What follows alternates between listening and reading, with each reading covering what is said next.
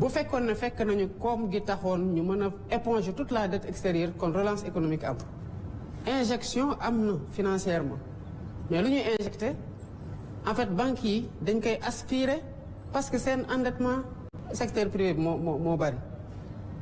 Qu'est-ce qu'il nous faut faire aujourd'hui waxtaanaat ak ñooñu nga xamante ne ay différents secteurs lañu uti pexe dinaa ci ñëwaat léegi ci liy tax xaalis amaat ci biir réew mi mais en attendant par rapport ak li nga xamante ne moo fi disponible def nañu ay injection yoo xamante ne xeebuñu ko parce que bu ñu ñëwee d'abord ci secteur agriculture opérateurs yi mais dañu fekk ñu amee leen bor 2020 2021 2022 ba 2023 ñu fay lépp fekkoon nañu engrais cher ñu wàññi ko de 22% ba pare double quantité yi kon boo xoolee ci différents secteurs yi des efforts ont été faits nii ñuy wax ak yéen nii campagne 2024 bii rek lu ñu dese amee la ñu kenn bor lu dul 3 milliards yoo xam ne moom la ñu war a fay te du yàgg kon ci secteur opérateur yi lay wax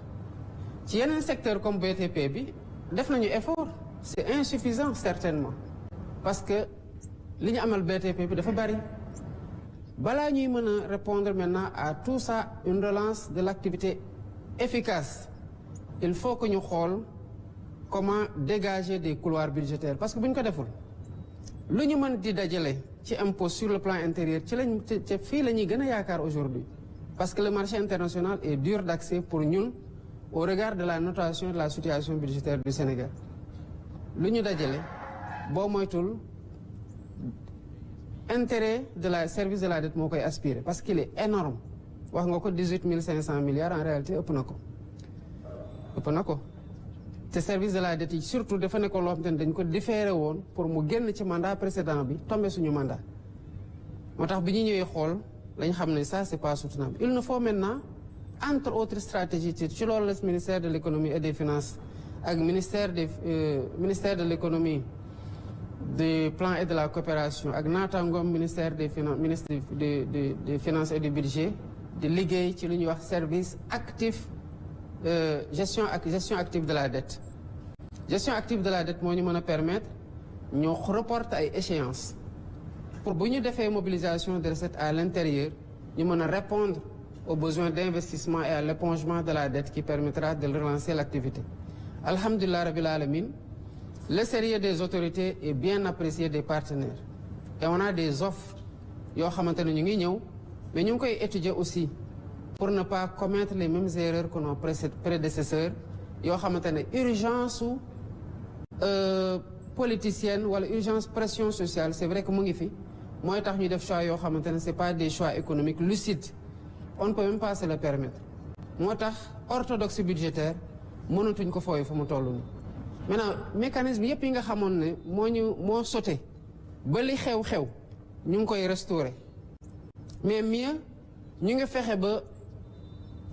fépp fa dërëm dugg ñu xam ne dërëm bi dugg na fi waaye buy dugg pour ci gafaka bi ñu xam fii la jógee buy génn tamit ñu xam ne fee lay dem ñu mën ko topp ba mu dem foofu li ci des nag c'est des questions de gouvernance sur lesquelles on est très à cheval te foog naa ne les récentes communications y compris celles d'hier rendre nañu compte ne que def nañu ay jéego yi ci mag a mag particulièrement sur les lois et les réformes. jërëjëf monsieur le président tontu bi am na solo xam naa Sidi yow la ñuy bàyyee kaddu gi leen di ñaan rek question yi ñu dem droit au but comme ça réponse yi gën a am clarté. jërëjëf Mariama jërëjëf monsieur le président ñu ngi lay jaajëfalaat ci dalal bi ñu dalal fi tey di la ndokkeel ci bés bi ñu doon célébrer tey mu suñu 65e anniversaire. monsieur le président le 20 janvier dañu la déglu fekk nga doon jiite benn ndaje. administrateur ak manager public yi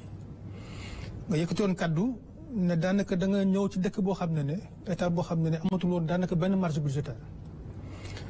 alors sama question mooy boobu ak tey yan pexe wala yan jéego ngeen teg pour jooyanti jafe-jafe yooyu. mooy li ma doon wax soxna may moon a sànq c'est de plusieurs ordres am na loo xam ne da ngay boo fekkee saigné am maanaam fekk nga nit mu am gaañu dina ci li ñu lay jàngal très tôt à l'école mooy takkal ci gannaaw gaañu bi pour nàcc gi mën a arrêté mooy naka la ñu war a doon def ba arrêté hémorragie bi déjà arrêté hémorragie bi signifie d'abord recourir à des financements yoo xam ne dañuy mën a supporter la concessionnalité maanaam bu ñu ko dee fay ci conditions yi ñu koy fayee dina gën a oyof ci ñun te ci diggante bi avant que situation bi di ñu échapper lié à la réalité du rapport que le rapport a démontré, le gouvernement est resté dans cette logique et a pu faire des résultats importants en termes de mobilisation de financement extérieur. Mais ba fa ñuy wax nii mal jafe-jafe yu ñu nekk du lu ñëw rek ñu tegal ñu ko ci kaw table bi ñu jël ko de parce que bu doon loolu kon xëy na réglé nañu ay problèmes yu bëri waaye dinañ gën a teyle réew mi ci wàllu bor. li ci tegu mooy stratégie bi ministère des finances di dérouler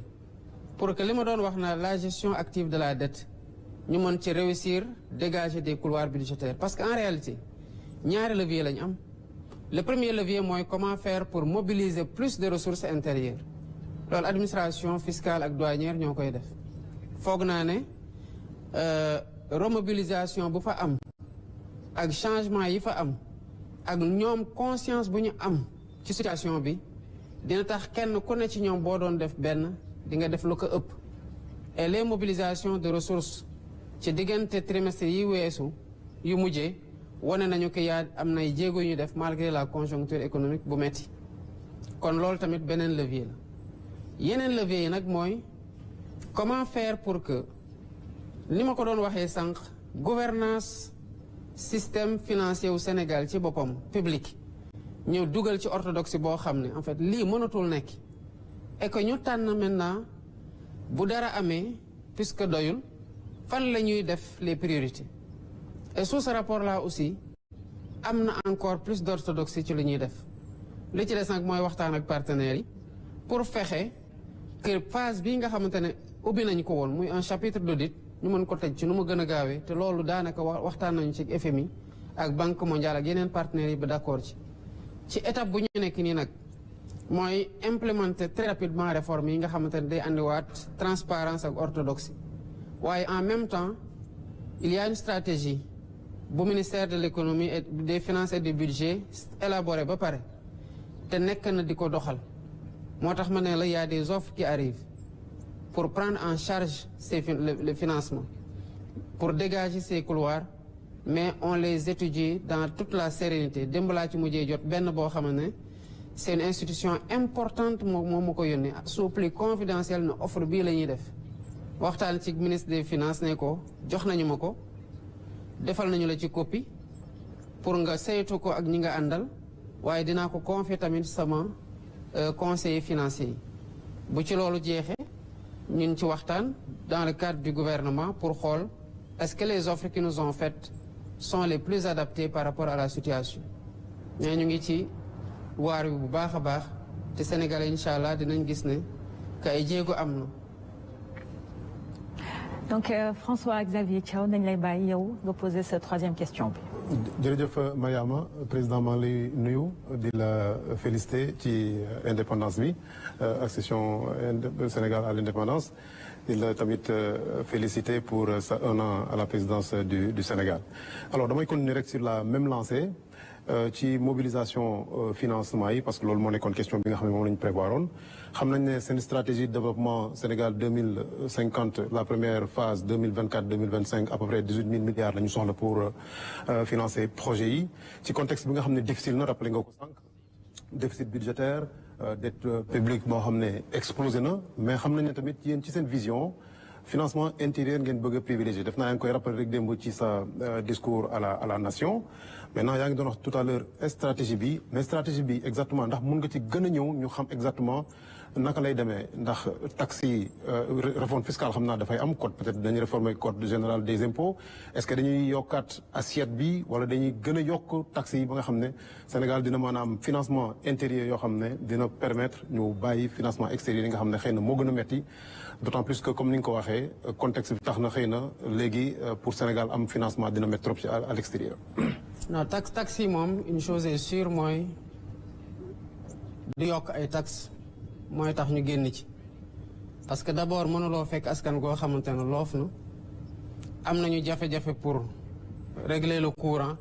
nga ñëw di leen gën a taxé ci li nga leen doon taxé ba pare mënul nekk en terme de augmentation ay taux ci lu mu mën a nekk par contre parce que mënta ñàkk mooy augmentation base bi li ñu bëgg Sénégalais yi xam mooy réew yi fépp foo dem ci àdduna y compris réew yi nga xamante ne tey seen koom-koom téye nañu ko jafe-jafe yu ñuy jànkoontel nii weesu nañ ko bu yàgg ñu ngi régler seen problème d'un autre niveau fekk na lii bu ñu ko rombee yàgg na ñooñu à un moment donné ci seen histoire jànkonte nañu ak jafe-jafe yu gën a metti yi nga xamante ne moom la ñuy jànkonteel parce que am na ci ñoom ñoo xam dañu leen bombardé ñaari bombe atomique am na ñoo xamante dañuy traversé ay guerre yu yàgg am ñoo xamante dañuy traversé ay crise yu méttee yu yàgg di ay crise économique seen askan yi loru ci loof ci lott ci mais réew yooyu lañ def ba jóg ci parce que nit boo daanoo ñaare ci des soit nga xalangu des ci suuf gën a tilim gën faa yàgg wala nga jóg dox continuer sa yoon première option bi du option maanaam ñëw constater que situation bi metti na ñuy jooy loolu warul njiitu sénégalais yi waaye warul sénégalais yi ci seen bopp parce que xaalis bi ñuy tabaxee réew mi xaalisu sénégalais yi la fan lay jóge ci seen poche lay jóge moo tax ñoom ñu am ci ñaari wareef bi ci njëkk mooy kenn ku ne ci ñun xam ne am na lu la waraloog sa diggante ak réew mi balaa ngay xalaat lan la may réew mi di defal nga xalaat yow ci sa bopp lan nga waroog réew mi est-ce que nga ak moom moo tax mënuñu nekk dans un pays boo xam ne une partie des personnes day fay impôt que sa beneen partie bi toog loolu kenn waru ko nangu bi ci dekk mooy beneen wareef bi leen war mooy bu ñoom bu ñu dugalee seen xaalis bu ñu am budget ñu dénk ko ay jiit ñoom ñoo ko war a saytu ba mu wóor leen ni xaalis bi fu mu war a dugg mu fay dugg maintenant lan mooy li ñu war a def tey en tant que sénégalais mooy li ñuy def nii ñu fexe ba ci génération bii di ñëw bañ a am di régler wala di jànkonteeg les mêmes problèmes yi nga xamante ne moom la ñuy jànkonte parce que problème yi ñuy régler nii mooy problème yu waraloon ajustement structurel bi fi amoon kon boo xoolee presque 50 ans ci gannaaw même problème yi lañu amoon muy un demi-siècle te bu ñu continuer tamit bañ a jóg xoolaat ñun ñëpp takkuwaat def bañal say xam ne suñu réew mi fekk nañ ko ci situation boo xamante ne metti na gënaluñu mais il nous faut avancer naka la ñuy avancer mooy ku ci nekk est-ce que li la warloo ak réew mi yaa ngi koy def tey ministère de l'économie et des finances et du budget plutôt lancé na par exemple un appel public à l'épargne mais ñan la ci woo d'abord Sénégalais yi y a une bonne réponse pour le moment de Sénégalais et de personnes ou d'institutions qui ne sont pas sénégalaises mais ñi ci war a njëkk a jiitu mooy Sénégalais ci seen bopp parce que ministère des finances bu ne dañuy ut xaalis boo xamante ne ñi tey xaalis bi denc ko par exemple ci compte bancaire yi denc ko ci seen coffre yi denc ko ci seen kalpe yi ñooñu ñoo war xaalis boobu la ñu war a tabaxee réew mi kon bu ñu woowee balaa waa bitim réew di ñëw di ci jàpp nañ ci fekk suñu loxo tey ba pare kon képp koo xam ne fulaaloo woon payub impôt xamal ne jóg jot na ci ak li la warloog réew mi maintenant au-delà de ces financements classiques yoo xamante ne performance la li administration fiscale yi war a def mais performance boobu d'abord pour mu am il faut que sénégalais yi jóg wuyu ji et le meilleur impôt du impôt boo xamante ne dañ koy dàqe di ko jële ji di ko forcer waate pour mu génn mais impôt boo xamante ne doonte metti na ku ne di nga bës sa xol xam ne réew mi moo ko soxla nga muñ ko dem joxe ji ko ba pare nag di watu ak di saytu fan lay dugg en plus de ça y a les financements innovants mais financement innovant yi mooy lan mooy li ñu woowee woon les bons citoyens wala les diaspora bons ñu wax ñi nga xamante ñoo nekk ci biir réew mi ak ci bitim réew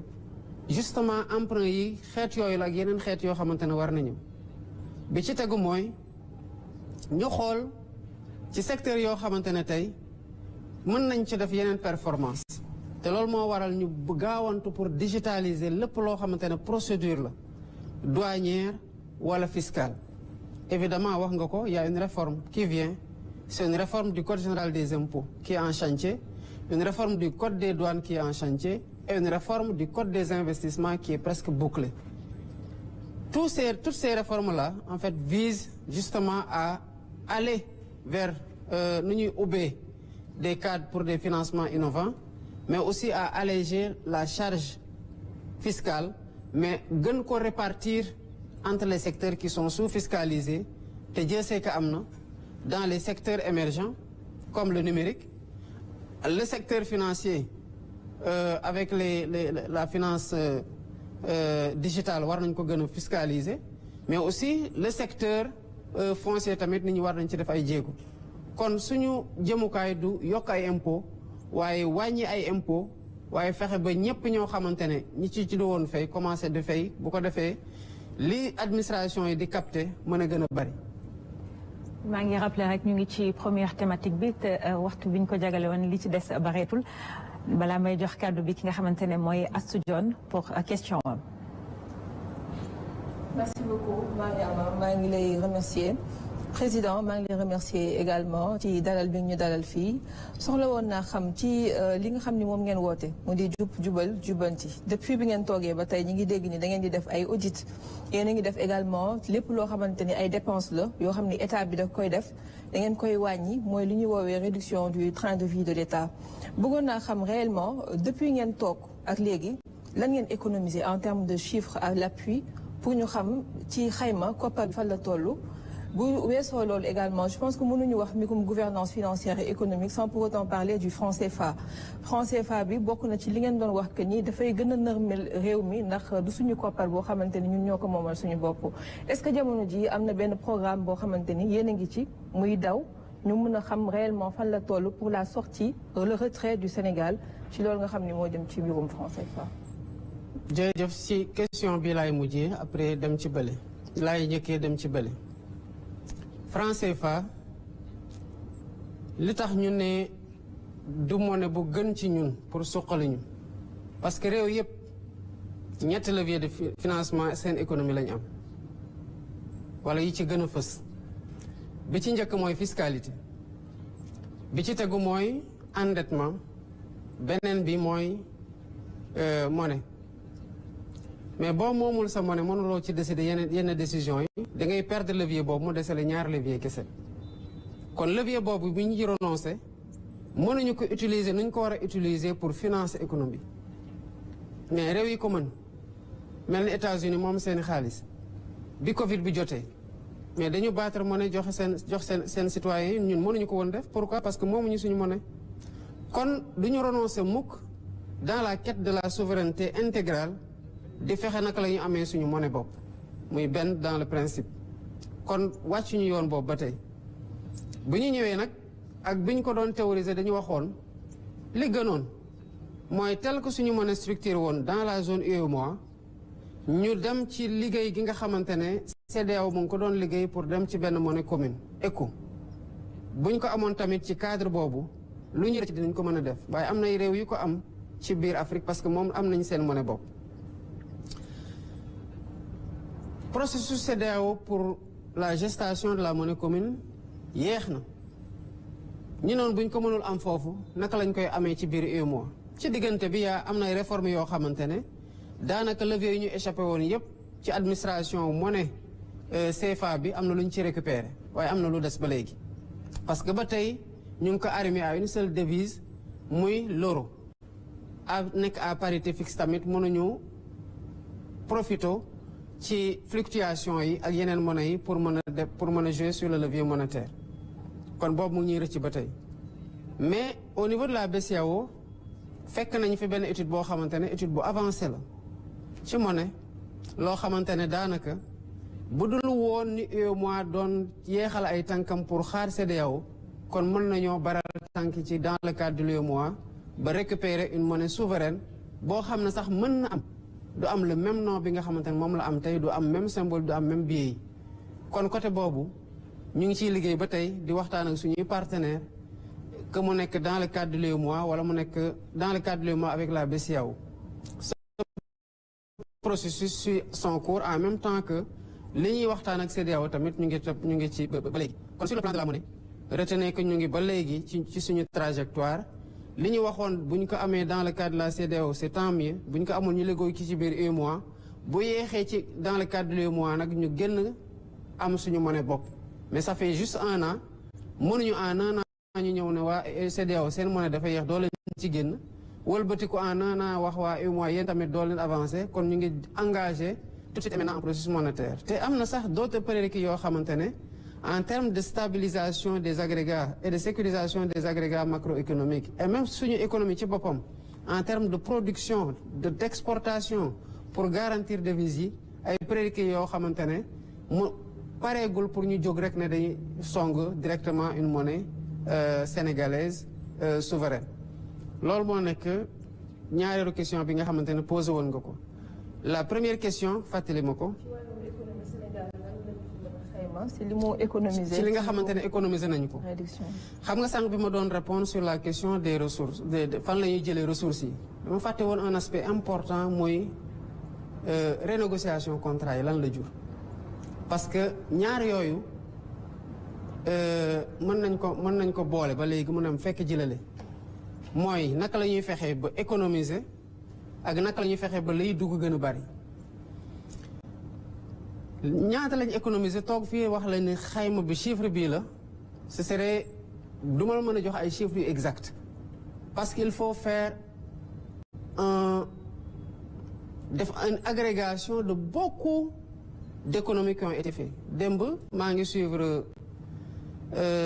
kenn suñu ndaw ñu xarañ nekkoon sa plateau ne la au sein de la CDC rek moom mën na démontrer chiffre à l'appui que économiser loo na CDC lu mat 100 milliards. donc imagine que ce travail-là à l'échelle de chaque direction n'est pas fait pour ñu mën la ne tac à un an voilà ce qu'on a économisé. Encore que parlant d'économie, souvent c'est une réorientation des dépenses. Je prends le cas par exemple en termes de réduction de train de la vie de l'État. bu ñu waxtaanee ak suñu mbokk yi ne fu ñu nekkoon majoritaire assemblée nationale ne leen dañoo bëgg a dindi 16 ak HCCT ñu lànk fekk y avait un budget qui était alloué au fonctionnement de ces institutions-là et à l'investissement au sein de ces institutions mais dañoo dem laaj sénégalais ñu jox ñu levier yi ñu dem dissoudre 16 dissoudre conseil économique social environnemental ak au conseil des collectivités territoriales loolu rek économie la mais du xaalis boo xamante ne dañ koy récupérer denc ko mu mel ne dañ ko économiser non automatiquement dañu ne puisque am nañu déficit ci enseignement dañuy recruter 2000 enseignants kon xaalis boobu ñu jële woon fële dugal nañ ko automatiquement feneen. mën nañoo joxe yeneen exemple ñi nekkoon dans le cadre du programme spécial de désenclavement mais bu ñu ñëwee fekk ñu waxtaanee ko ba pare mais dañu leen ne lii ngeen waxtaanee nii am na ci loo xamante ne c'est pas acceptable ñu waxtaanaat ak ñoom rek amaat une économie foofu de 24 milliards mais newuñu leen ne fi ñu leen waroon fayee 74 milliards dañu leen di fay 50 milliards par exemple dañu leen wax ne dañu leen fay toujours 74 milliards mais 24 milliards supplémentaires yi yeneen tali la mën a def parce que tali yu du jeex ñi ko soxla bëri nañ ainsi de suite dans le cadre du programme de construction scolaire bi ñu fi fekkoon bi ñu waxtaanee mais dans un premier temps demoon nañ ba wàññi ci lu mat 30 milliards yoo xamante ne contractant bi nangu woon na ko bàyyi ñu ne kon na ko tabaxee ay yeneen salle de classe lu mat 2000 salles de classe kon réorientation la woon mais c'est des économies d'échelle yoo xam dañ koy def pour réorienter ko fi nga xamante ne xëy na dès le départ foofu la waroon dem parce que bu dee yow 30 milliards mënoon nga ko récupérer ci benn contractant nga bàyyi ko fu mu la waroon tabaxee 6000 classes mu tabaxal la 4000 classes mais boo ñëwee waxtaanaat ba récupérer waat loolu bu bëgg ko dugalaat ci 2000 classes yi mais loolu économie du ko romb mën naa la ci limal yu bare y compris concessions yi ngeen gis ñuy dénoncer parce que dénoncer ko c'était renoncer à tout ce qui pouvait jóge foofu dugg économie ñaara ci am li waroon duggul nga fexe ba mu dugg li waroon génn dem ci li dul farata nga fexe ba mu dugg ci farata et sous ce rapport là que mu nekk ci audit yi que mu nekk ci renégociation yi que mu nekk ci yeneen économie yi nga xamante def nañu ko dinañu def la communication transparente sénégalais yi gis ne li ñu leen waxoon fii laa toogoon 31 après les 100 jours ne leen maa leen ko wax fii renégociation dina am mais renégociation ngi am te mu ngi joxe ay résultats yoo xamante ne alhamdulilah rabil alamin te day wéy te sénégalais yi bu ñu ko gisee dañ xam ne réew mi tax ci yenn mbir yi taxawaayu patriotisme rek la soxla maanaam wane ne bëgg nga réew mi am fulaay défendre réew mi ci loo xamante ne mooy intérêt te loolu gouvernement bi nii la ci def. jërëjëf monsieur le président tontu am na solo may rappeler rek sama collègue journaliste yi ku ci nekk benn question nga am ci formulation bi ma leen di ñaan ñu defee ko noonu comme ça temps bi nga xamante ne la ñu jagleel étape bu nekk ñu mën ko continuer première étape bi nag jeex na des na benn question boo xamante ne Diallo yaa ko war a posé ma leen di ñaan rek ngeen respecté li nga xamante ne waxtaane woon nañ ko avant ñu yegg si fii. incha allah monsieur le président ñu lay nuyuwaat bu baax a baax wax nga ay leeral yu am solo si jëm si wàllum ressources financières yi léegi nag mu jëm à proprement parler de la relance économique à quand la relance économique méngalu ko bébét bi nga am war fi teg benn projet de loi boo xam ni day wax si wàllum souverainisme économique à quand la relance économique. la relance est déjà là amul moment boo xam ne da ngay fixer un time une date pour ne par exemple relance bi date X la parce que entre temps yaa ngi déjà signal bi ngay jox au privé aux Sénégalais de façon générale et aux investisseurs serait un très mauvais signal que de leur dire relance bi c'est en juin ou c'est au 31 décembre de l'année 2025 relance bi ça consiste à chercher des ressources et à réorienter les dépenses parce que à la kulli xaal le budget d'abord doyul moo tax bu assemblée day joxe autorisation dans la loi de finances dañuy xayma déjà dépenses la ñuy njëkk a xayma ensuite door a wax ne dañuy uti ji recette wane loi de finance bi day am partie boobu day wax recette voies et moyens maanaam fu ñuy jaar ba couvrir les dépenses mooy li ma doon signaler sànq bu doyul par rapport ak li ñuy xaar ci mobiliser ko à l'intérieur parlement bi dafay jox autorisation au président de la république qui le délègue au ministre des finances pour mu mën a leb ji sur un montant déterminé donc amul de nouveau paradigme en termes de financement yu mën a tax ñu ne lii moo fi amul woon ci façon de financer l'économie de nouveau léegi nañu ko dem uti ji tel bés lay ñëw après ñu relancer malgré conjoncture bu nu mu méttee mais ñu ngi fay la dette bi nga xamante ne moom la ñu ameel le secteur privé par exemple le secteur des BTP comme niñ ko defee avec le secteur et ba léegi ñu ngi def pourtant des investissements yoo xam ne dañuy obligé nag privilégier de nouveaux types de projets yoo xamante ne au lieu que ñu endetté wu mais dañuy waxtaan ak ñi nga xamante ne ci lañ ko bokkal pour dem vers du PPP et cela permet pour yenn yi en tout cas ñu désengager la pression sur les finances publiques kon relance bi c'est en cours ci li nga xamante ne moom la ñu wone ci agenda national de transformation Sénégal 2050 yi c'est 3 phases c'est une phase de redressement une phase d'impulsion et une phase d'accélération mais ce qu'il ne faut pas comprendre derrière c'est est-ce que dañuy toog di poser des projets et des réformes de redressement ba pare après doog a impulser après doog a accélérer non sur les 187 et plus de projets yi nga xamante ne moom lañ fi fekk parce que dañ fi fekkoon un portefeuille global de plus de 500 projets yenn projets yëpp da doon chevauché wu ñu rationaliser comme ni ñu rationaliser yeneen structures yi nga xamante ne dañu am yenn même mission yi ñu envisager leen fusionner ak yeneen yi ñu supprimer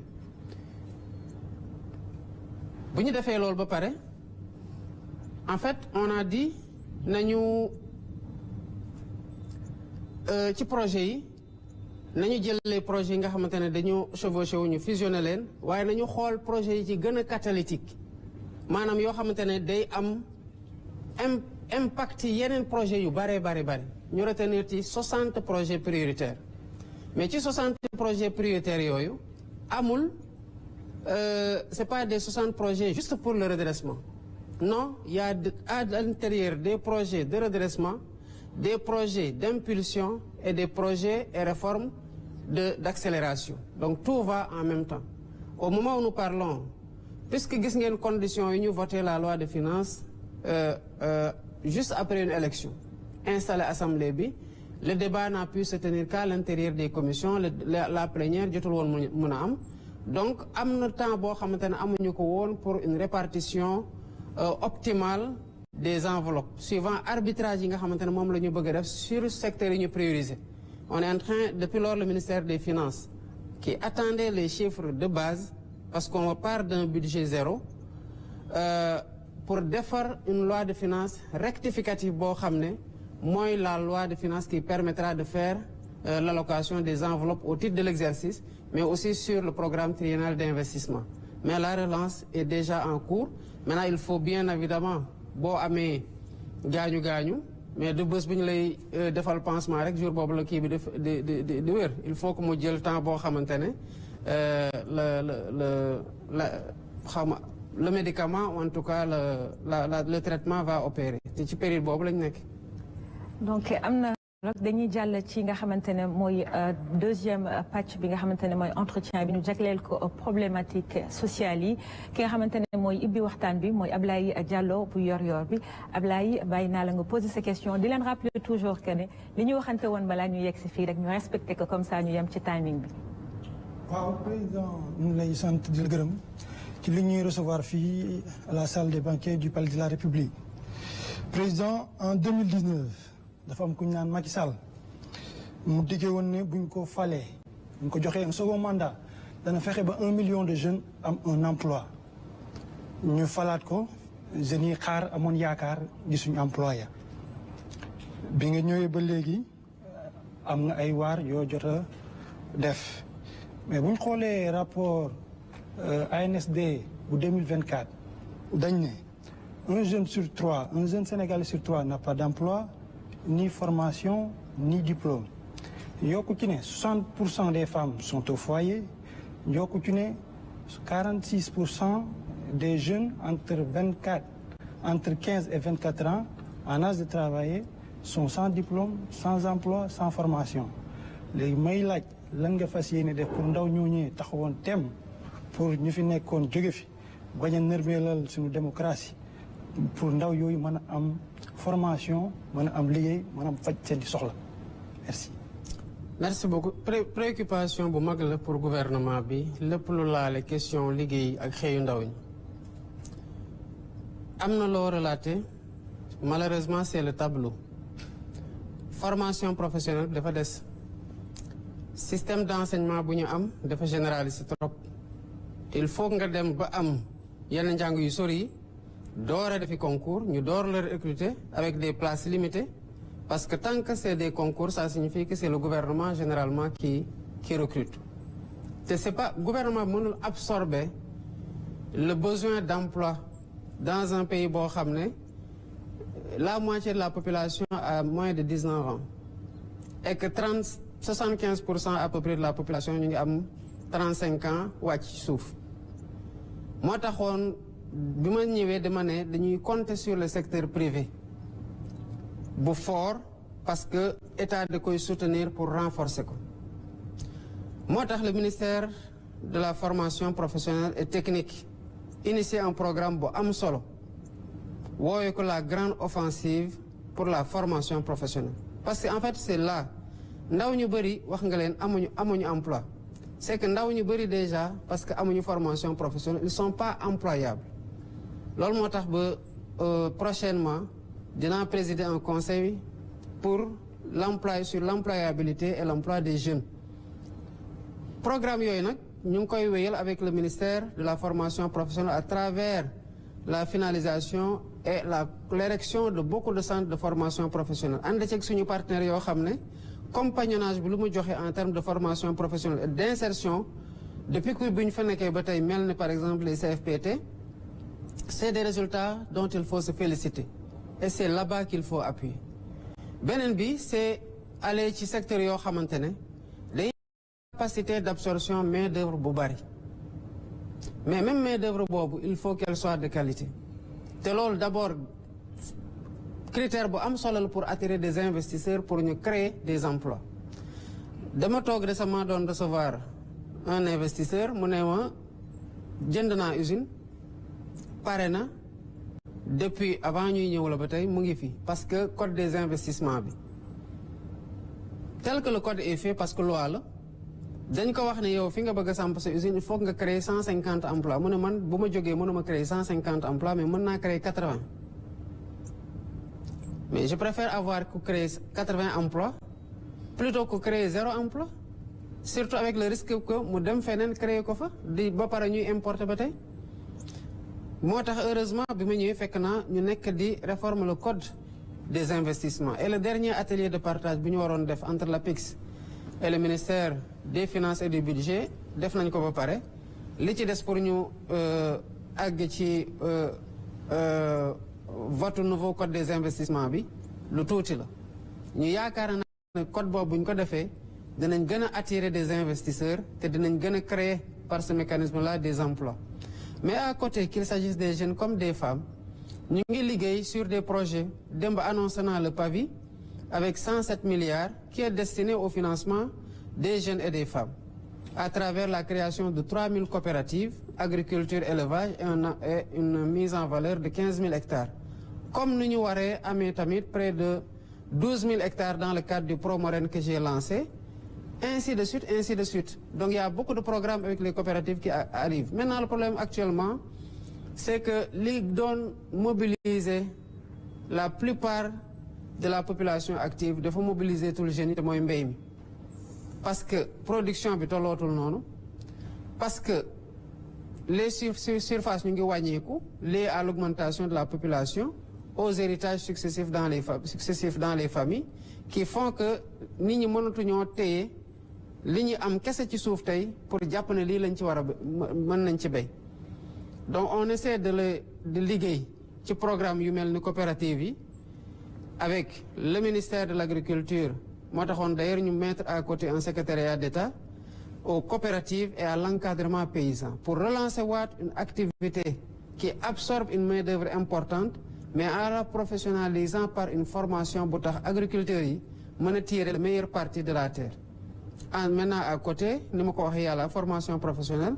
et l'État aussi dans le cadre de sa politique de recrutement mu ngi ci di identifier ay niches yoo xamante ne ay métiers yoo xamante ne ñu ngi ciy liggéey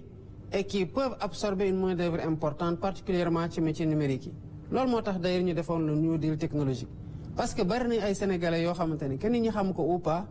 du ñu jóge seen kër seen ordinateur la ñuy téye te weer bu deewee dinañ fayeeku lu ëpp foofu lu koy xëy chaque jour di dem di xëy di gontu di fayeeku pourquoi parce que xaaruñu ci liy liggéey fii ci biir réew mi ñu ngi capter ay yeneen marché yoo xamante ne marché de service la di ko rendre à des multinationales ou à des privés ou à des structures extérieures yoo xamante ne ñu ngi leen defay xaalis yu bari ça c'est des métiers yoo xamante ne aussi il nous faut ñu ngi ciy liggéey avec des partenaires am na lu ñu fi jotoon testé qu'on est en train de revoir naka lañ koy relancer pour créer le maximum d'emplois possible mais c'est une préoccupation forte bu ñu am pour répondre effectivement aux besoins d'emploi des jeunes mais surtout aux besoins de formation pour seen employabilité d'abord parce que ñu bari dañu la wax ne dama bëgg liggéey boo leen waxee loo mën a liggéey ñu ne lu ñu ma jox rek baax na généralement c'est parce que derrière il y a pas de formation même si am na ñoo xamante ne aussi jàng nañu am nañu savoir mu dese leen savoir faire bu mën a tax ñu insérer leen dans le monde professionnel et c'est cette continuité formation acquisition d'un savoir-faire la ñu nekk di liggéey aussi pour que dans le cadre de la formation duale école entreprise que mu mën a am un savoir-faire bu apprenant bi di am dès que muy génn école pour bu ne mën naa lii duñ ko ne ana sa expérience professionnelle parce que boo amee sa doctorat am sa master sa ñaari master ñetti master ñu laaj la expérience professionnelle dañuy xool ndax yow am nga savoir-faire généralement formation duale bi dina ko dimbale dina ko combler mais surtout la formation professionnelle aussi ci métier yoo xamante ne du jàng ko nii dans le tas kese la mais dañ koy jàng am ci diplôme am ci reconnaissance ñu mën la employé partout parce que am nga savoir-faire boo mën a jaay à une entreprise. Très bien. Donc François-Xavier toujours si ñaareeli thématique bi ma bàyyi la nga poser sa question. jërëjëf Mariama président dama bëggoon aborder ak yow benn problématique boo xam ne ñàkkul mu am lien ak li nga doon wax léegi ñàkkum xëy na ci ndaw yi moo di immigration irrégulière bi. septembre 2024 da nga dem Mbour fekk ji bu mag amoon foofu ci wàllu immigration irrégulière nga waxoon ne engagé nga gouvernement bi pour ñu déclencher une lutte sans merci contre phénomène bi surtout les passeurs ak ñi nga xam ne ñooy trafiqué. liggéey boobu laa bëggoon nga xaymal ñu ko mais nga wax ñu tamit nan ngay jàngatee persistance phénomène bi ba tey malgré espoir bi nga xam ne yow sa élection andi na ko Sénégal. question bu am solo la parce que bi may door a ñëw ak yaakaar bi nga xamante ne moom lañ ma fale ak ñi ma ci àndal yëpp ak li ci wàllu ndaw ñi ci processus bu ñu def ba ñu egsi fii xaaroon naa quand même mu am répit. mais amul woon benn répit bi ma ñëwee bi élection yi weesoo bi ma toogee la ñu commencé tamit gis ne que nit ñaa ngi continuer dem xaaruñu 1 mois xaaruñu 2 mois xaaruñu 3 mois pour xool ndax mbir yaa ngi changé donc c'est une problématique réelle lan moo waral nag ndaw ñi am impatience su xaar xëy na lu ñu xaar dafa yàgg ñu yàgg am déception loolu aussi dañ koy jël en compte parce que commencé wul le 24 mars 2016 Sénégal commencé wul 2024 Sénégal commencé wul le 24 mars 2024 dafa am coono bu fi nekkoon désœuvrement bu fi nekkoon ñàkk yaakaar bu fi nekkoon coono gu fi nekkoon ci ndaw ñi ba ñu commencé ubbi yoon woowu te li ci gën a doy waar mooy am na ñoo xamante ne ñu ngi dans la fonction publique ñu am liggéey mais dañuy gis ne li ñu leen di fay dafa tuuti ba ñu ngi jël les pirogues di dem tamit wala ñu jëloon la voie bi nga xam te peut-être elle est moins explorée aujourd'hui ndax politique migratoire États-Unis moo nekkoon la voie du Nicaragua. Il y a des fonctionnaires qui partent donc ñoo ñàkkuñu liggéey xëy na nag dañuy jàpp ne lu ñuy liggéey nii li ñu leen ciy fay mënul def seen accomplissement social ak professionnel. bëgg a dem tukki dem feneen liggéey ji feneen jàngi ji feneen découvrir yeneen culture loolu ñëpp ko àdduna yëpp ko bokk naka la ñuy def nag ba mu organiser wu ba kuy dem di dem ci afiyam ci coobareem ak ci conditions sécuritaires yoo xamante ne fépp fu mu mën di dem yóbbaale fa tamit lu mën a tax mu mën faa toog parce que dëkk yooyu boo fa demee di nga fa fekk chômage di nga fa fekk ñoo xamante sax ci biti la ñuy tëdd te nekk doomu waa dëkk boobu lan moo tax ñooñu nekk ci biti amuñu liggéey amuñu fu ñu fanaan bay fanaan ci biti ak nu mu sedd c'est parce qu'il y a des problématiques liées à l'emploi aussi à l'insertion dans ces pays-là amul benn dëkk boo xam ne réglé na définitivement le chômage dans son pays amul. Maintenant bëggoon nañu ndaw ñi balaa ñuy dem sax mu fekk ñu ngi dem ak savoir-faire boo xam ne bu ñu eggee ci benn dëkk nañu ne lii la ñu andi te dëkk bii soxla na ko mais pour la plupart comme ni ko migration circulaire bi nga xamante ne ñu ngi koy jéem a organiser ñiy dem quel que soit seen savoir-faire wala boog seen njàng ak ñi jàngul ñu ci bëri lu ñuy def mooy liggéey ci tool mais boo nangoo dem liggéeyi tool bitim réew te nangoo liggéeyi tool ci biir réew mi bu ñu la wanee liggéeyu tool biir réew mi tamit da nga ko fay bàyyi dem émigrer pour liggéeyu tool feneen c'est parce que c'est lii xëy na à la convertibilité des monnaies yoo xamante xëy na boo fayee koo fee indi ko fii dina fullu goo xamante ne yow li nga ci bëgg jàppale sa bopp jàppale sa njaboot ak jàppale réew mi di nga ko mën a def donc cet appel là il est là il sera là tant que quel que soit niveau de prospérité bi parce que dëkk yi nga xamante ne sax amuñu problème ñu am en termes d'emploi et de développement mais seen ndaw ñi dañuy génn di dem ci yeneen réew dëkk ji foofu yóbbu fa seen savoir-faire parce que bëgg nañ changer par exemple fa ñuy kiwi mais il nous faut une réponse systémique la première mooy fexe ba ñi bëgg a toog fii trouver les moyens de s'accomplir ici mooy li ma doon wax sànq créer des opportunités d'emploi créer de la formation professionnelle pour ndaw ñi mën a liggéey maanaam fexe liggéey am fexe tamit ndaw ñi am xarañteef ci benn mbir boo xamante ne mën nañ ci liggéey li ci tegu mooy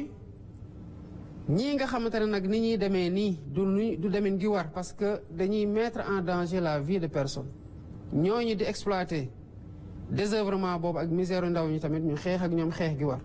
moo waral politique migratoire bi nga xamante ne répression bi am nañu ko bokk ko ak yeneen partenaires mobiliser ci énormément de moyens et de moyens logistiques de moyens financiers et de moyens humains def nañ ay campagnes yu bare ci zone de départ yi pour mën a xeex contre la migration clandestine on a intercepté énormément de personnes mais malheureusement tey rek laa ci mujj waxtaan ak sama naataango ci ñenn ñi fi nekkoon mais on continue toujours à avoir le même phénomène et il nous faut une réponse concertée globale et systémique et c'est celle-là qu'on cherche à apporter moom la ñuy jéem a andi ci ut ay liggéey à travers mécanisme wax sànq waaye tamit formewaat ndaw ñi ba pare xëcc leen tamit ci métiers yi nga xamante ne ñu bëri ci ñoom bëgguñu caa dem parce que gisaguñu comme gi nga xamante ne moo ci nekk mooy suqali mbéy ak leneen li nga xamante ne ay opportunité la fii Sénégal. am na solo monsieur le président xanaa ma bàyyi kàddu bi Mohamed Diallo bu Senweb nga xamante ne mu posé dernière question bu ñu war jalgeel deuxième thématique bi. monsieur le président ce premier ministre le 27 février bi ñu jógee dafa amoon daje ak ñi seex wàllum liggéey yëpp ci Sénégal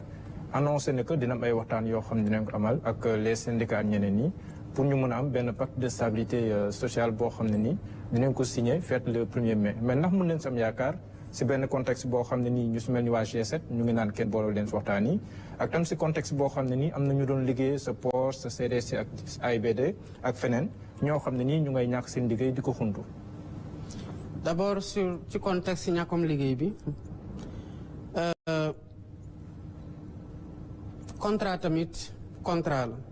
ñun bu ñu ci lu ñu nekk di ci liggéey surtout mooy fexe ba ndaw Sénégal fu mu mën di nekk déjà am lu mu mën a liggéey parce que am formé nañu ko ci waaye tamit am offre bi nga xamante ne mën na ci répondre kon képp ku ñu gis mu ñàkk liggéeyam rek lu ñu metti la ndax xam nañu amoon revenu tàmm ko kenn xamalu la nga jàpp ci jàppale sa bopp jàppale sa njaboot boo ko ñàkkee jafe-jafe yi ngay tàbb nu mu metti loolu comprendre nañ ko bu baax. raxul politique. non j'arrive sur la réponse après appréciation yi ku ci nekk libre na pour def ko ñiñ fi fekk du ñun ñoo leen recruter en termes de régime mais nguuru Sénégal moo leen recruter ñu signé ay contrat ñoom ñu signé ne que liggéey gii ñu leen jël bu demee ba app bii jeex li leen boole dafay jeex mooy contrat à durée déterminée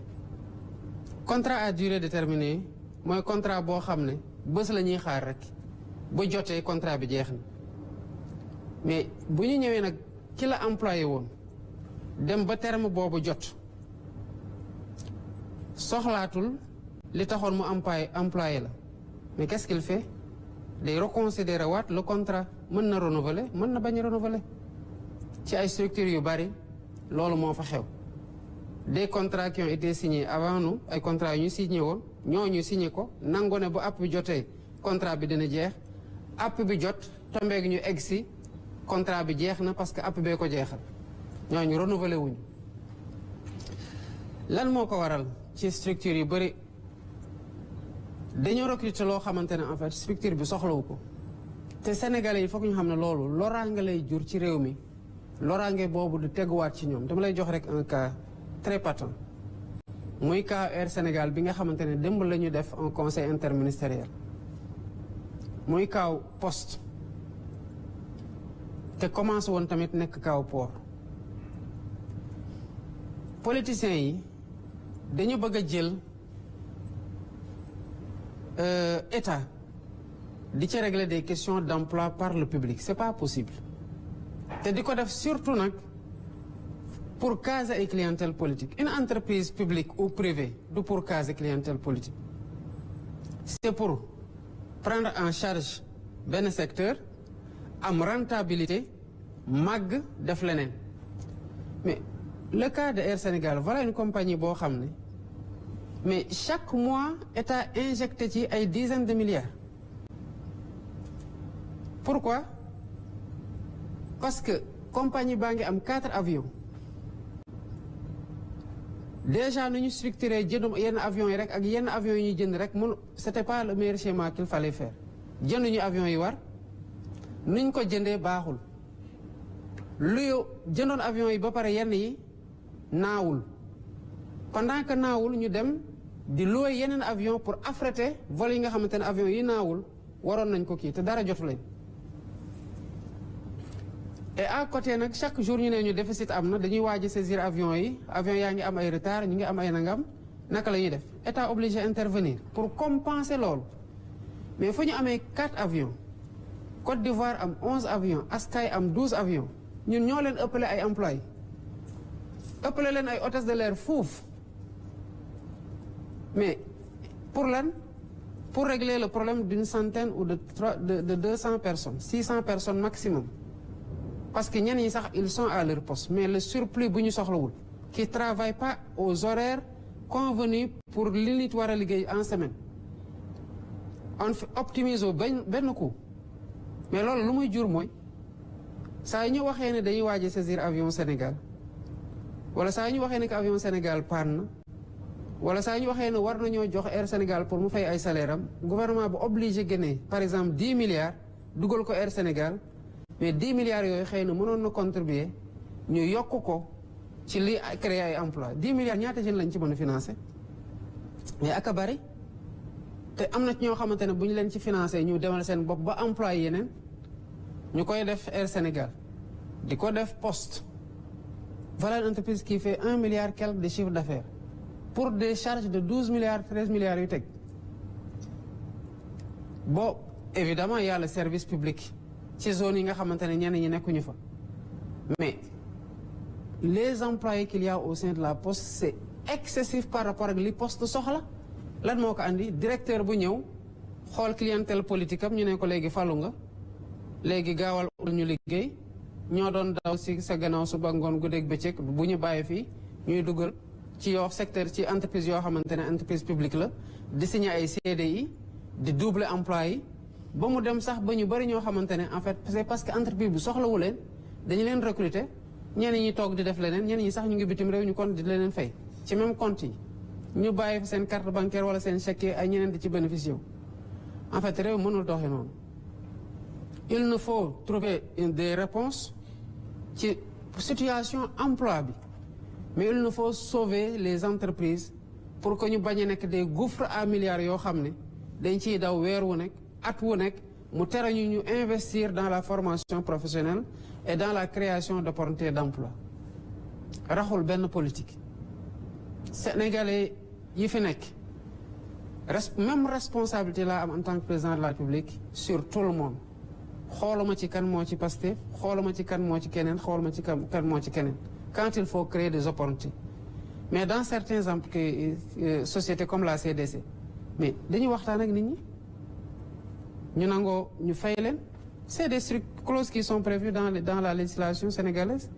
de négocier pour que nit ki dem uti leneen nga am loo ko fay mu dem mais recruter nañu la soxlawuñu la par force nag da nga fay toog parce que dans tous les cas état recruté la ba pare mais ça signifie qu'on condamne cette structure-là à une mort certaine et pour longtemps état war a ñëw nag di injecter affaire tout le temps ci biir structure yooyu y a rien de ciblé c'est des options politiques souvent douloureuses mais qu'il nous faut assumer parce que c'est pas la voie bi ñu koy def depuis des années entreprise yaa ngi disparaître di gën a wàcc di gën a moins performante et puis di gën a moins compétitive dans un environnement sous-régional boo xamante ne il est de plus en plus agressif même y compris secteurs yi nga xamante ne amoon nañ ci avancé on commence à avoir du recul le cas du port est patent les autres ont fait des investissements majeurs parce qu'ils ont les moyens de le faire le port croule sous le poids de dettes yoo xamante ne mais amatul woon investissement yi mu mën a def mais là le port respire à nouveau parce que on a desserré la masse salariale bu demee nag ba port amaat embelli bu tax mu recruter waat mais dina recruter waat en fonction de ses besoins et c'est pareil dans tous les autres secteurs. Très bien, Monsieur le Président. Donc, le pacte de stabilité sociale li ci am solo mooy wax nañu ak les acteurs sociaux wax nañu leen ni réew mi mel am nañu yaakaar ne comprendre nañu ko ñun nu ñu ko comprendre te gis nañu ñu bëri ñoo xamante ne désactivé nañu par rapport ak plateforme revendicative yi ñu amoon ñu ngi waxtaan am naa yaakaar ci waxtaan bu ñu waxtaan ñëpp lañ ci gis seen bopp ba ñu mën a mayante diir goo xamante ne duñu am contre performance yoo xamante ne dafay jóge ci man mer naa banque naa sama yoxo parce que fii réew mi toll mais lu ñu war mooy bu ñu doon liggéey ñaari waxtu ñu liggéey ñeenti waxtu pour dabu mais pas war a liggéey ñaari waxtu banque suñu loxo benn waxtu ne dañoo mer il faut que ñu régler suñu problème bëgg nañoo répondre aux revendications des syndicats bëgg nañoo répondre aux revendications ou aux sollicitations d'autres acteurs yi nga xam te ñoom la ñuy seqal mbir mi mais quand c'est impossible bu mënul nekk en fait même bu ñu tëjee entreprise yi 1 an mënul nekk te day gën a aggraver sax la situation parce que li ñu waroon a doxale dootul doyati par rapport ak li ñuy di générer moo tax may encourager le gouvernement di encourager les acteurs à ce que ñu waxtaan dans la sérénité te jël Sénégal teg ko ci kanam dans la vérité pour fexe am des consensus forts mais qui sont aussi progressistes man syndicaliste laa woon su ma déggee syndicaliste def yenn revendication xam naa lu ci maandu ak lu ci jaadu ak lu ci jaaduwul. Très bien. xam naa li ma ci mën en tant que président de la République avec ak gouvernement bi xam naa lu ñu ci mënul lu ñu ci mën nañ ko def nañ def sax lu ñu mënul mais dafa am foo xam te ne bu fa eggee ñu ne leen lii c'est impossible te mënuñu def ay contorsion budgétaire ba jël ko en charge noonu lañ leen koy waxee buñ ko comprendre le Sénégal ne s'en portera que mieux mais buñ ko comprendre ñun ñëppay am jafe-jafe.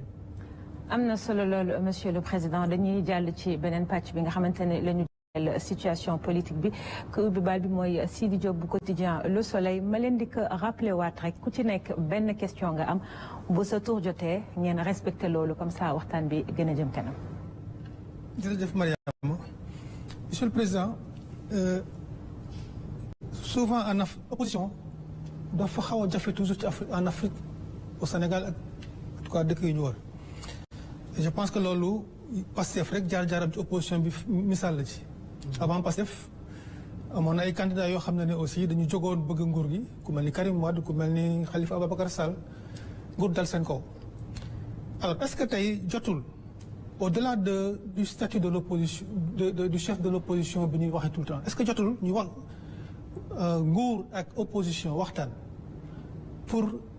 rataxal seen diggante ba opposition mën a challenger nguur bi comme il faut nguur bi aussi di exercer le pouvoir comme il faut te jafe-jafe yooyu ñu dépassé ko en fait. D'accord naa ci yow ñun suñu jaar-jaar je crois que